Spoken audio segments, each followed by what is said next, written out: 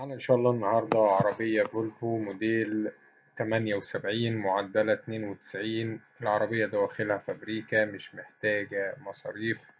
عربية أوتوماتيك، المكنة السوداء الكبيرة 2000 سي سي.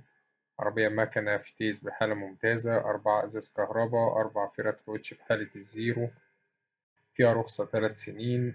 العربية موجودة في مدينة العياط بمحافظة الجيزة. السعر إن شاء الله المطلوب 115,000 جنيه. رقم التليفون هيظهر في آخر الفيديو. تاريخ العرض 26/8/2024.